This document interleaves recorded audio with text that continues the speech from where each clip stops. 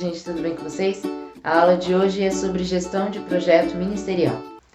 Na aula anterior nós falamos sobre como desenvolver e como participar de ações na igreja local. Na aula de hoje nós vamos falar que para que isso aconteça nós precisamos de um projeto ministerial, pode ser tanto pessoal como coletivo.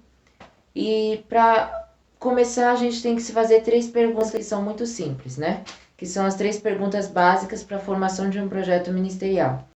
Que a primeira é: qual a sua visão de futuro acerca do seu projeto ministerial? A segunda: como você se avalia? Na escala de 1 a 10, qual a sua nota máxima? A terceira: você se considera uma pessoa realizada ministerialmente?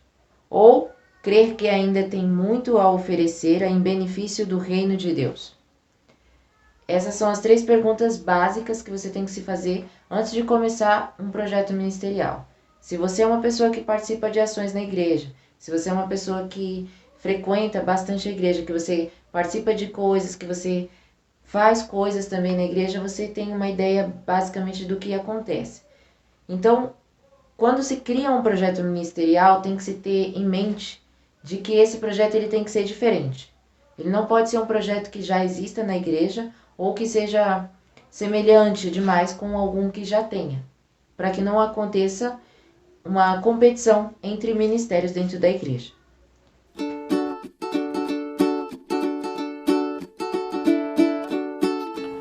Mas e você, quer ser líder na igreja? Quais as características de um líder? Bem, as características de um líder são na verdade, ele ser visionário, sonhador e idealista. Mas por que isso? Um líder, antes de tudo, ele tem que visualizar aquilo que ele quer para o seu projeto. Ele tem que ter em mente aquilo que ele quer, ter certo aquilo na cabeça. Então, um líder ele tem que visualizar e idealizar aquilo que ele quer para o seu projeto, para que assim ele possa chamar as pessoas para participarem com ele e realizarem esse sonho. Mas então, como saber se você é um líder eficiente, se sua liderança é eficiente? Primeiro, você tem que testar, porque para saber se você é um líder eficiente, você tem que conseguir, pelo menos, juntar um grupo de pessoas. Então, o teste que você tem que fazer é tente juntar um grupo de pessoas para tentar realizar um projeto seu. Porque um líder, mesmo em pequenas coisas, por mais simples que seja, ele é capaz de juntar pessoas para conseguir realizar o seu projeto. Então, um líder ele é eficaz, mesmo nas pequenas coisas, para juntar pessoas para os seus projetos. Deus, na Bíblia, foi o arquiteto do primeiro projeto da história.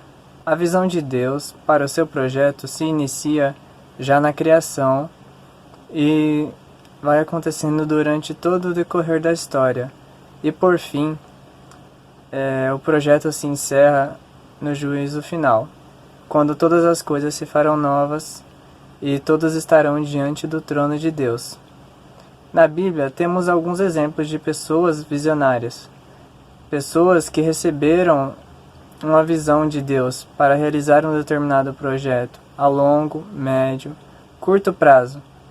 Um exemplo deles foi Moisés, que recebeu a visão de Deus enquanto ele cuidava das ovelhas, quando ele tinha já 80 anos.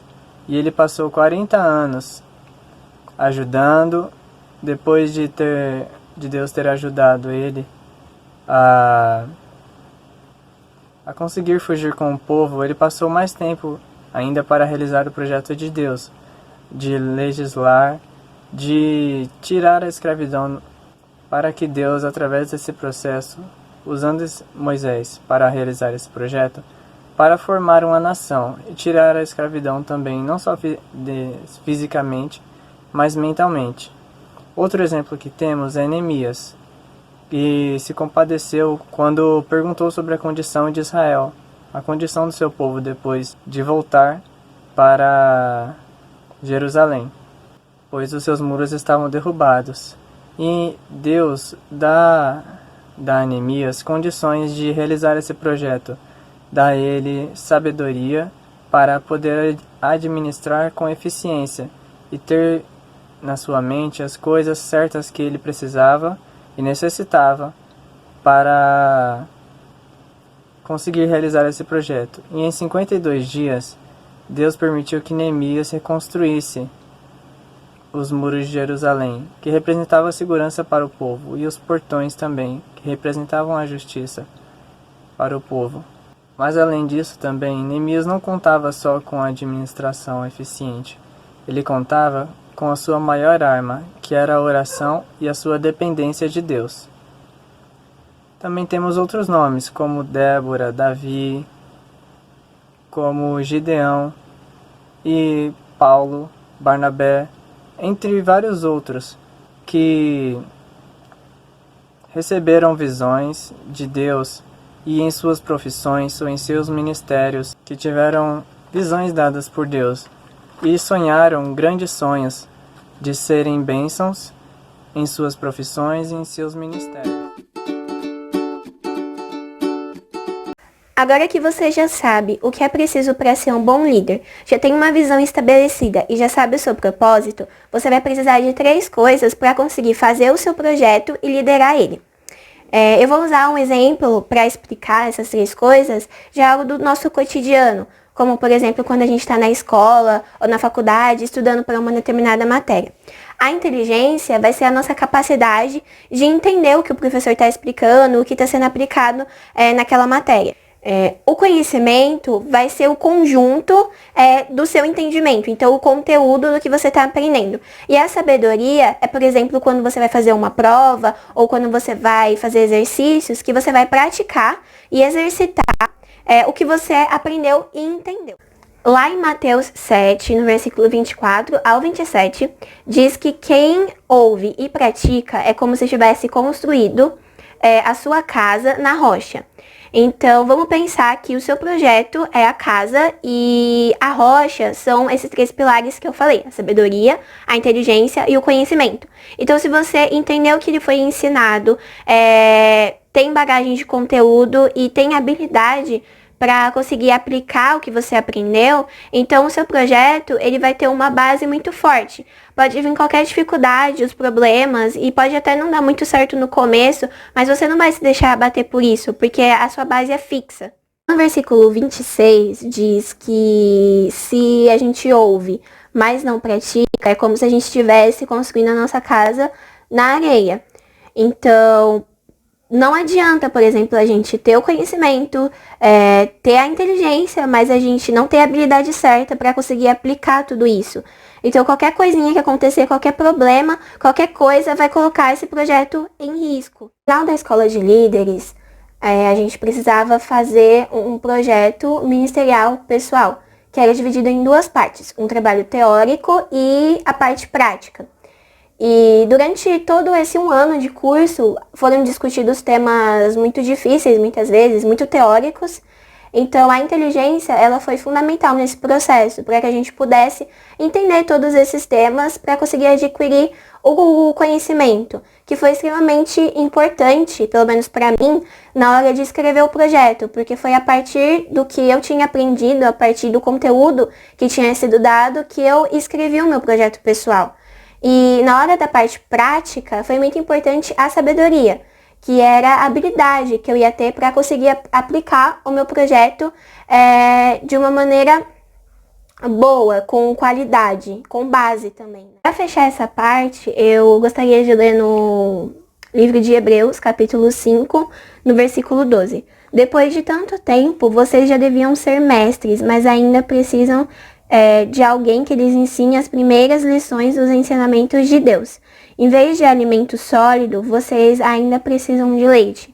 Então, os cristãos hebreus, eles estavam ouvindo os ensinamentos de Deus há um bom tempo, era para eles serem mestres já. Mas por falta de prática, eles não tinham noção do que era certo e do que era errado. Então, eles ainda estavam comendo uma comida muito leve, eles precisavam ouvir os ensinamentos o tempo inteiro e de novo. Mas quando você pratica, a gente sabe o que é certo e o que é errado. Então a comida já é mais sólida. Então, não adianta nós estarmos na igreja há muito tempo se tudo o que a gente ouve é como se entrasse por um ouvido e saísse pelo outro. Como se a gente não fizesse diferença, a gente não pratica, e aí a gente vai precisar ouvir sempre as mesmas coisas e nunca vai evoluir na fé. Então, a prática, por meio da sabedoria, ela é tão importante no nosso projeto quanto na nossa vida espiritual, pessoal também.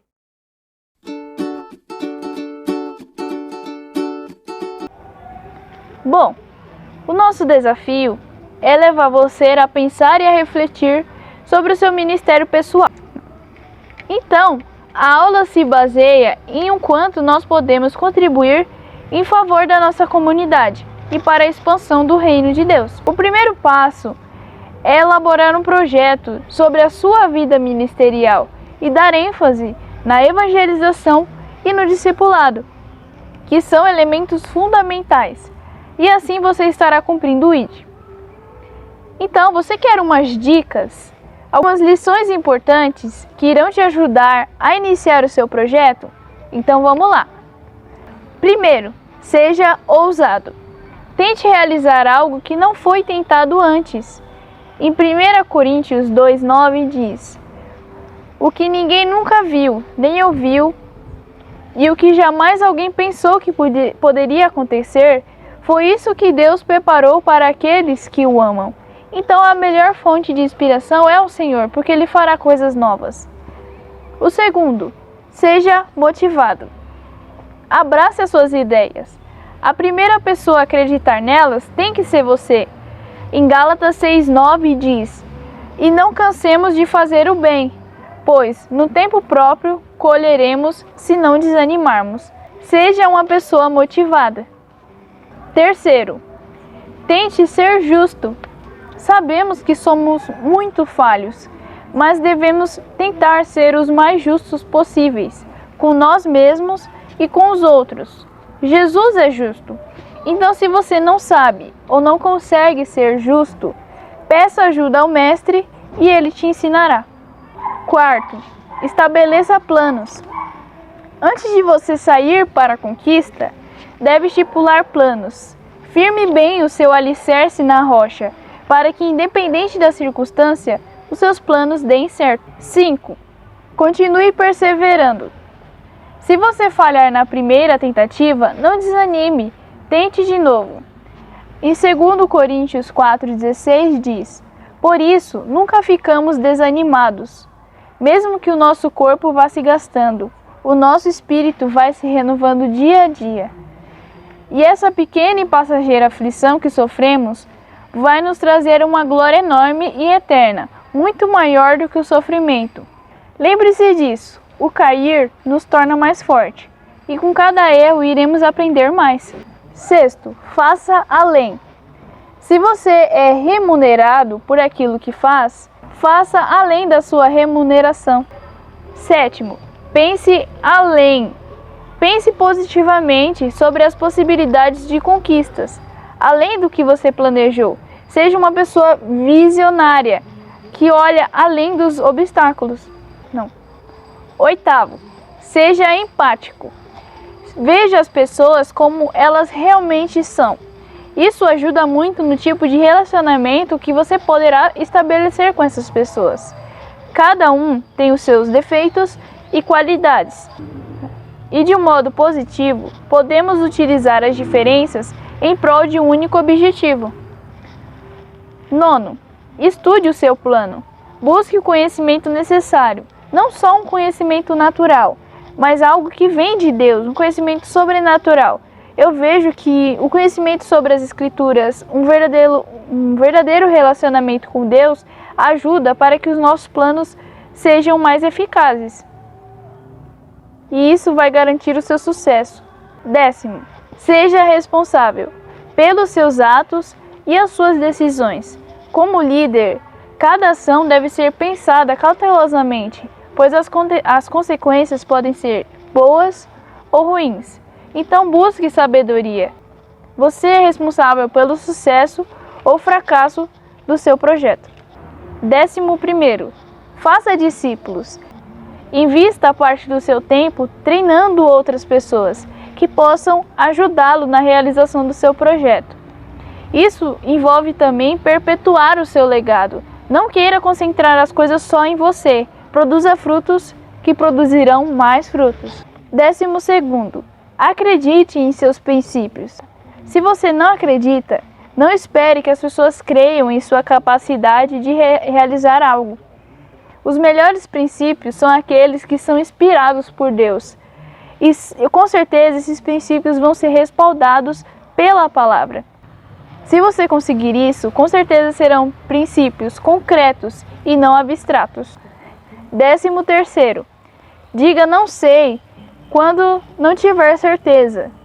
Quando você não souber lidar com alguma situação, não saia dizendo palavras precipitadas.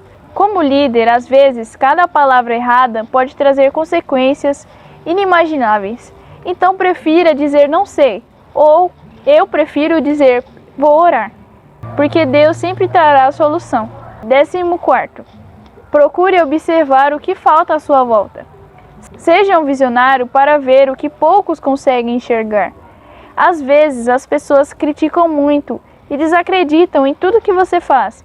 Mas quando você consegue visualizar o que falta, você pode trabalhar para que isso melhore. Quando você investe em algo, mesmo que as pessoas não acreditem, se você consagrar ao Senhor e confiar nele, eu tenho certeza que ele fará com que isso dê certo.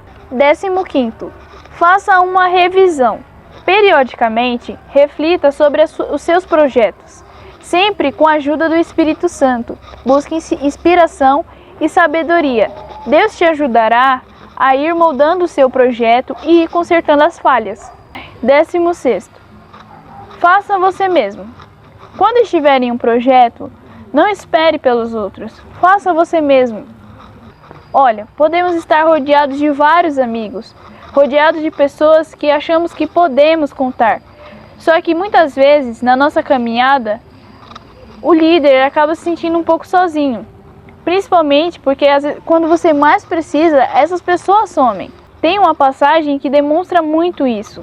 Marcos 14:32, que diz assim: Jesus e os discípulos foram a um lugar chamado Getsemane. E ele lhes disse: sentem-se aqui enquanto eu vou orar. Então Jesus foi levando consigo Pedro, Tiago e João. E ali começou a sentir uma grande tristeza e aflição.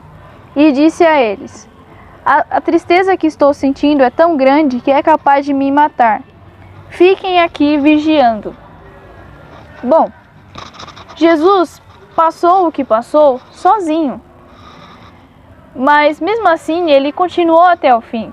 Preste atenção que ele diz aos outros discípulos: sentem-se aqui. E para os 3, que eram os mais achegados, que Jesus confiava mais nele. Os 3 vivenciaram coisas que nenhum dos outros vivenciaram. Eles testemunharam grandes coisas. Então, nesse momento que Jesus compartilha a tristeza do seu coração, mostra-se que ele, como líder, por mais que ele tenha de enfrentar certas coisas, ele só queria que os seus discípulos ou seus liderados orassem por ele. Só que se Jesus ficasse preso nisso, ele não teria terminado a obra redentora, porque no decorrer da história nós vemos que os discípulos o abandonou. Então, quando você foca no que você tem que fazer e segura na mão de Deus e vai, você completa o que tem de fazer mesmo se sentindo sozinho. Só que em Deuteronômio 31, versículo 8, diz assim: o Senhor Deus irá na sua frente. Ele mesmo estará com você e não deixará, não o abandonará. Não se assuste e nem tenha medo. Então não desanime. Deus é o melhor amigo. E quando o Senhor te colocar para fazer alguma coisa, independente de se alguém está indo com você ou não, faça. 17º, não seja tímido ao promover as suas ideias. Isso volta ao primeiro item. Seja ousado, tenha coragem. Em João 14, no versículo 25 e 26 diz: tenho dito isso enquanto estou com vocês, Mas o Auxiliador, o Espírito Santo, que o Pai vai enviar em meu nome, ensinará a vocês todas as coisas e fará com que lembre de tudo o que eu disse a vocês. Então deixa Deus te usar.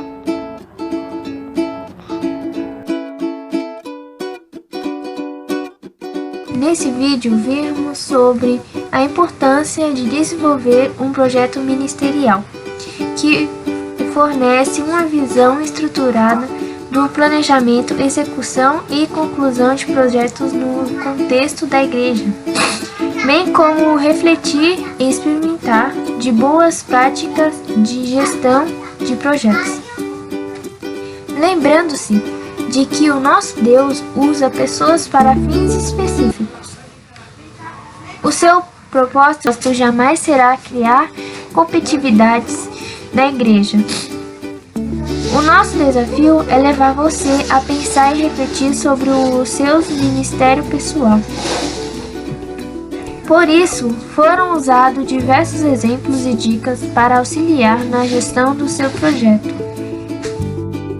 Seja um líder influenciador. Devemos ter humildade para aprender e assim podemos ensinar. Seja um protagonista da sua história.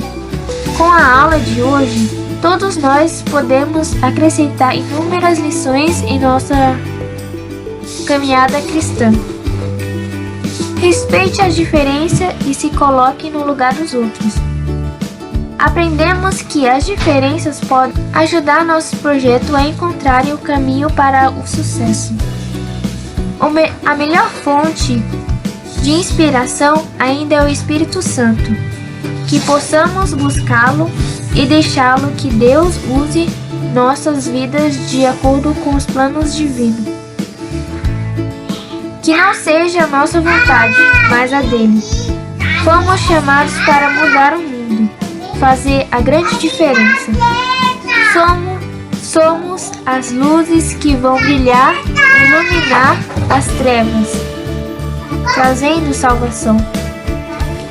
Dedique seu tempo ao Senhor e que os nossos dons e talentos sejam usados para a propagação do reino. Agradecemos por assistir a aula. Até a próxima. Tchau, tchau!